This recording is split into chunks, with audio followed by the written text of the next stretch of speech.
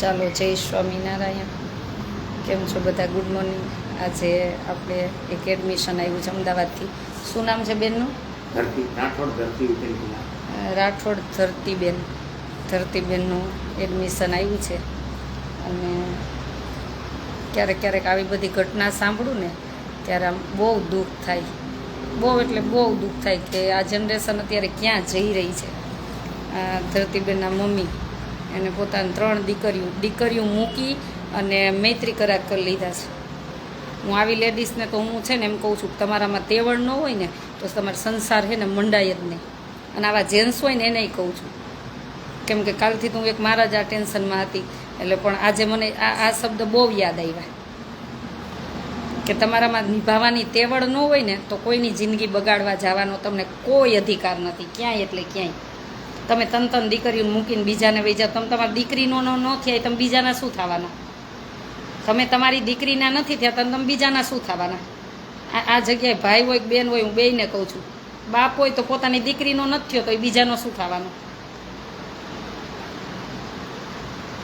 રાજા બેનની મેં વેદના સાંભળીને ત્યારે મને આમ બહુ દુઃખ થયું. ક્યારેક વ્યસનને લઈને તમે કોના જિંદગી બરબાદ કરો છો એ તો જુઓ. તમે અત્યારે ભલે ખુશ રહી શકો પણ ભગવાન તમને કોઈ દિવસ માફ નહીં કરી શકે.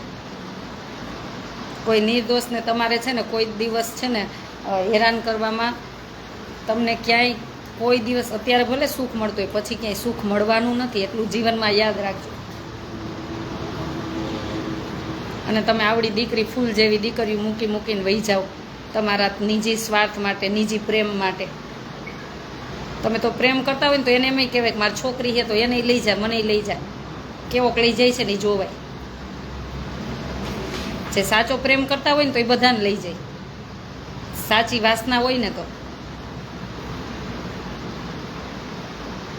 આ તો ઠીક ભગવાનની દયાથી આવી બધી દીકરીઓને આપણે ભણાવી છે, એના જીવન સુધી પહોંચાડવી, નહીંતર આ દીકરીનું જીવન શું થાય? આજે એડમિશન લેવા આવી છે આ દીકરી અમદાવાદથી અને 3 બહેનો છે એને મૂકીને વહી ગઈ. એના મમ્મીએ દાદા મને બધી વાત કરી ને તો ક્યારેક એમ થાય કે આવા છે ને આવા વ્યક્તિ હોય ને બધાને છે ને પાણીમાં ઢાંકણી લઈને ડૂબી મરવું જોઈએ. તમે જેને રહ્યો ને એકને રહ્યો તો વફાદાર રહ્યો, જ્યાં રહ્યો ને એને વફાદાર રહ્યો. સંકટ આવે, બધાના જીવનમાં દુઃખ આવે તો મહેનત કરી અને તમારી દીકરીઓને સાચવીને ખાઓ.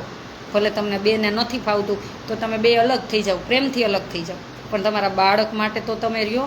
અને એમાંય દીકરીઓને માં જોઈએ જ, તો એના માટે તો તમે સહન કરીને રહ્યો. આજે આ ધરતીબેનનું અમારે એડમિશન આવ્યું છે અહીં ભણવા માટે અને આપણે આપણા આશ્રમમાં એડમિશન આપવાનું છે. મારે આવી જ દીકરીઓને વધારે ભણાવી છે, જે દુઃખમાંથી મોટી થાય છે ને એવી જ દીકરીઓને ભણાવી છે, કે જેને કોઈને મમ્મી નથી, પપ્પા નથી, કે મા બાપના ઝઘડાને લઈને દીકરીઓ દુઃખી થાય છે, મારે એને જ ભણાવી છે. એ તો જેને જોયું હોય ને એને ખબર હોય, બીજાને શું ખબર હોય કે દુઃખ શું છે.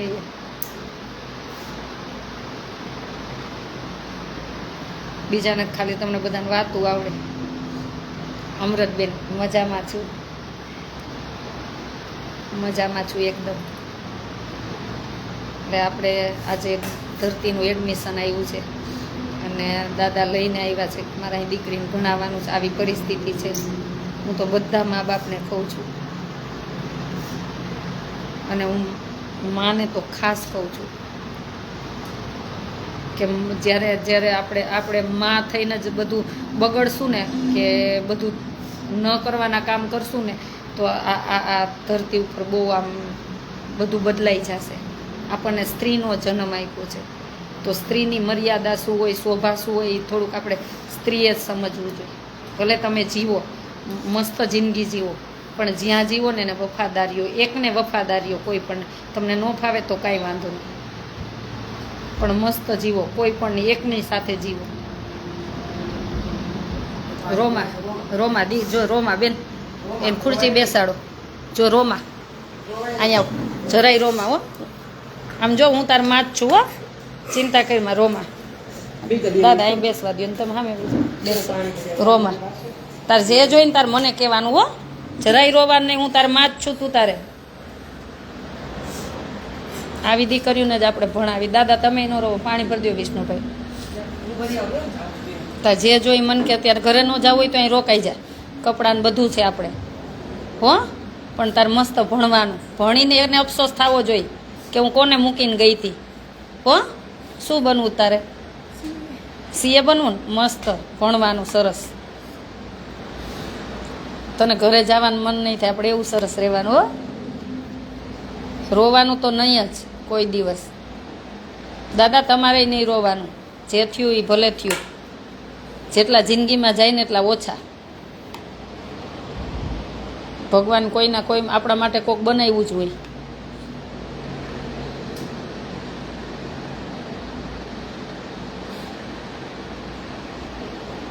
અત્યારે કેટલામાં ભણસ? હવે 8માં. હવે 9માં આવીશ કે 8માં આવીશ? 7માં ની એક્ઝામ આપી. સરસ ભણવાનું, ભરી દેવાનું. દાદાને ભરી ન દીધું? વિષ્ણુભાઈ લઈને આવે? ના પાડી તોય લઈ આવે. લે ચાંદલો કરે તને અહીંયા કરું ચાંદલો.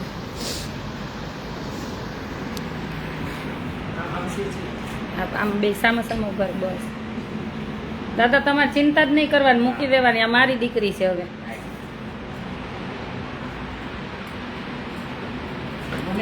ના ના પગે નહીં લાગવાનું, દીકરીઓને નહીં લાગવાનું. બેસ બેસ, મસ્ત તારે બનવાનું. તારે જે બનવું હશે ને હું ભણાવીશ, તું તારે ચિંતા ન કરતી, હો. મસ્ત ભણવાનું. અને આપણો આશ્રમ એના માટે જ છે કે જેને ખાસ જરૂર છે ને એના માટે જ હું અહીં બેઠી છું. એના માટે મને લડતા લડતા ગમે એટલું દુનિયા સામે લડવું પડશે ને હું લડીશ, કેમ કે હું આવી દીકરીઓ માટે જ બેઠી છું. આવી બધી દીકરીઓ માટે જીવ દેવો પડે ને તો મને કુરબાન છે. આખો વિડીયો જોજો, આ કટ થાય ને પછી પહેલેથી આખો વિડીયો જોઈ લેજો. હું વચ્ચેથી નહીં કહી શકું કે શું થયું શું નથી થયું એમ. અને આ તમારી આસપાસ પણ આવી દીકરીઓ હોય ને ચોક્કસ આશ્રમ સુધી પહોંચાડજો. મારો નંબર છે 9817199323. અમારે જો અમૃતબેન જેવા બધા દાતા બેઠા જ છે કે આવી દીકરીઓનું એક ફોન કરીશ ને તો એ દાતા ભણાવી શકશે. ઘણા બધા એવા દાતા છે કે એને દીકરીઓની જિંદગી બનાવી છે, જેને ભગવાને લક્ષ્મી આપી છે ને. અને આવી દીકરીઓના આંસુ લુઈછા હશે ને તો કુદરતે બહુ રાજી થશે, બહુ એટલે બહુ રાજી થશે. એને દાન પુન જપ તપ કરવાની જરૂર જ નથી.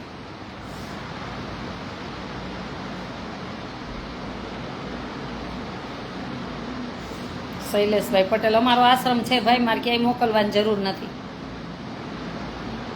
અહીંયા આવી કોમેન્ટ કરવા ન આવી, અહીં ભણાવું જ છું હું, ભણાવવા જ બેઠી હું.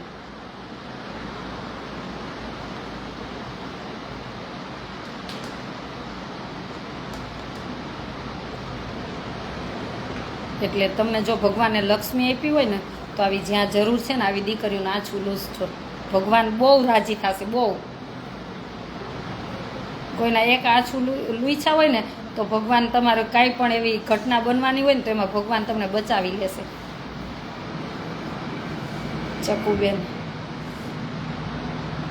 થેન્ક યુ બેન. બસ તમારા જેવા બધા બેઠા છે તો મને કાંઈ ચિંતા નથી, હું નિડરતાથી સેવા કરી શકું છું.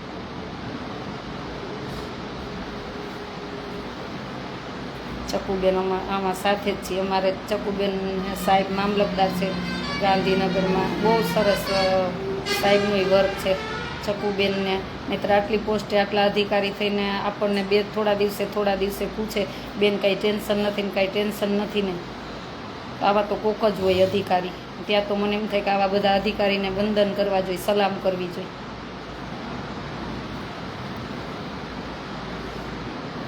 એટલે તમે બધા સાથે છો એટલે કાંઈ ચિંતા નથી ને. બસ આવી દીકરીઓને બધીને ભણાવી છે, આવી ધરતી જેવી દીકરીઓને જ ભણાવી છે.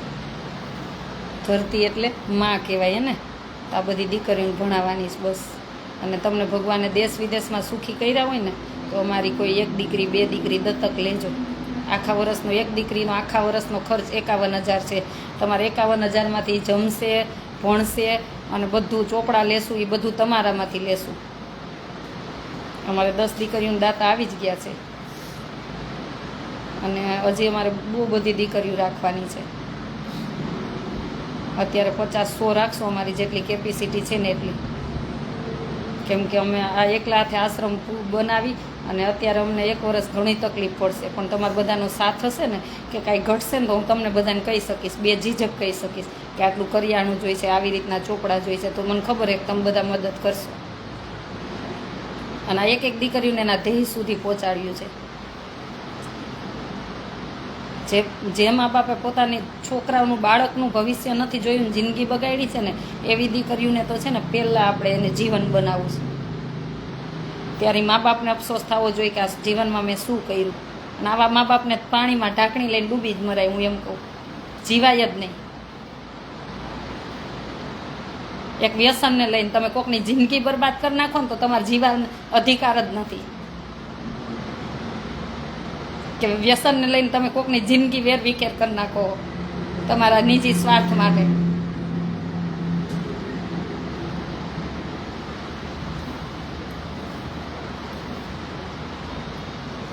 અને તમારી આસપાસ આવી દીકરી હોય ને તોય ચોક્કસ જણાવજો. મારો નંબર છે 981719 919 19 અને આપણો આશ્રમ છે રાજકોટ અમદાવાદ હાઈવે, લીંબડી સૈલા વચ્ચે, બલદાણા ગામ. રાજકોટ અમદાવાદ હાઈવે, લીંબડી સૈલા વચ્ચે, બલદાણા ગામ. મારો કોન્ટેક નંબર છે 981719 919 19 ચોક્કસ જણાવજો. નહીં જગ્યા હોય ને તો હું ગમે એમ સંભાળી લઈશ, પણ આવી દીકરીઓનું પહેલાં ભણાવીશ. વિજયભાઈ ગીનોયા, હું સેવા આપીશ, બનતી સેવા જરૂર કરીશ, ચોક્કસ. ચકુબેન ગુસ્સો નથી, પણ કાલનું આમ લોહી જ ઉકળે.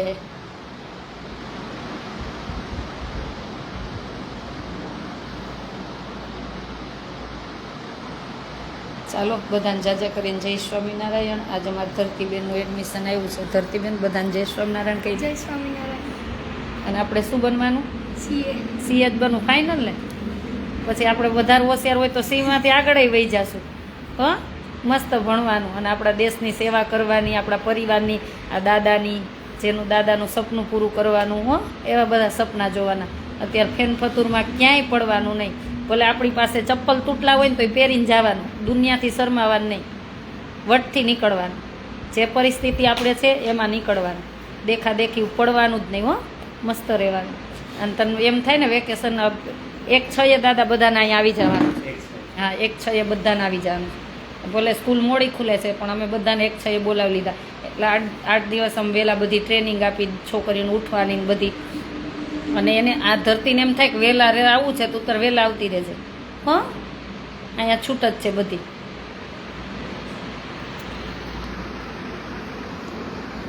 ચાલો બધાને જાજા કરીને જય સ્વામિનારાયણ. અને હજી ખાસ કહું છું કે તમારી આસપાસ કોઈ આવી દીકરીઓ હોય તો ચોક્કસ જણાવજો. મારે આવી જ દીકરીઓને ભણાવી છે કે જેને જરૂર છે અને જેને કોઈ હાથ ચાલી અને રસ્તો ચીંધાડવાવાળું નથી, એને જ મારે ભણાવી છે. એના દીકરીના ધ્યેય સુધી પહોંચાડવી. એ તો જ્યારે બનીને આગળ નીકળશે ને ત્યારે ખબર પડશે કે અમે આ દીકરીના દાતા બન્યા હતા, અમે આ આશ્રમમાં આટલી મદદરૂપ બની હતી, અમારું દાન લેખે ગયું. તો મારો નંબર છે 981719 919 19 રાજકોટ અમદાવાદ હાઈવે પર, લીંબડી સૈલા વચ્ચે, બલદાણા ગામ. રાજકોટ અમદાવાદ હાઈવે, લીંબડી સૈલા વચ્ચે, બલદાણા ગામ. તો ચોક્કસ પધારજો, ચોક્કસ પધારજો. અને ઘણા બધા મને એવું કહેતા હોય છે કે તમારો નંબર વિદેશથી આજે જ ફોન આવ્યો હતો મને બાનો, એ કે ગુજરાતીમાં નંબર ખબર નથી પડતી. તો વિદેશવાળાને ચોક્કસ કહું છું 9081711923 આ મારો કોન્ટેક નંબર છે. હજી એકવાર બોલું છું 9081711923 આ મારો કોન્ટેક નંબર છે. તો ચોક્કસ તમને ભગવાને સુખી કર્યા હોય તો અમારા આશ્રમ સાથે જોડાજો, મદદરૂપ બનજો. અને આપણે બધી દીકરીઓને એની જિંદગી બનાવી, ભણાવી, ગણાવી અને એના ધ્યેય સુધી પહોંચાડી અને ખૂબ સરસ એનું જીવન બને અને દેશને મદદરૂપ બને અને ભગવાન રાખી અને ભગવાનને રાજી કરે એવું જીવન બનાવી. પાર્થ, જય સ્વામિનારાયણ. પાર્થ, કેમ છો? અત્યારમાં ઉઠી ગયો કે જોબ ઉપર જવાનો સમય થઈ ગયો? શું કરે બધા? જતીન કુમાર, હાર્દિક કુમાર બધા શું કરે છે? પાર્થ, એક માનો પ્રેમ આપો છો બેન, ધન્યવાદ છે. માનો આપવાનો જ હોય ને, આપણને ભગવાને નારી બનાવ્યા છે.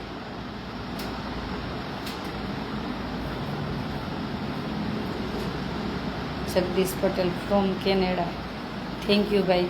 બસ આશ્રમ સાથે જોડાજો અને એકાબીજા મદદરૂપ બની અને દીકરીઓને એના ધ્યેય સુધી પહોંચાડી. ચાલો બધાને જાજા કરીને જય સ્વામિનારાયણ. મજામાં બધા? પાર્થ સરસ લ્યો. બસ જો ખૂબ કમાજો. અને હું તો કેમ કે ભાઈ છો એટલે તને હકથી કહી શકું કે આપણા જેટલા ફેમિલી બધું ત્યાં છો, હકથી કહું છું કે આશ્રમને મદદરૂપ બનજો. 10મો ભાગ કાઢજો અને આશ્રમને મદદરૂપ બનજો. આપણને ભગવાને સુખી કર્યા છે એટલે. અને મને ચિંતા જ નથી, કેમ કે તમે બધા ભાઈઓ એવા બેઠા છો ને એટલે મદદરૂપ બનો એવા જ છો. અને બીજા બધા દાનવીર દાતા જોડાય એટલે આપણો આશ્રમમાં દીકરીઓ ભણશે ને એના ધ્યેય સુધી પહોંચી શકશે. બસ ભગવાનને પ્રાર્થના કરજો કે અમને શક્તિ આપે સેવા કરવાની. ચાલો જય સ્વામિનારાયણ. અને ભગવાન ખૂબ સૌનું મંગલ કરે.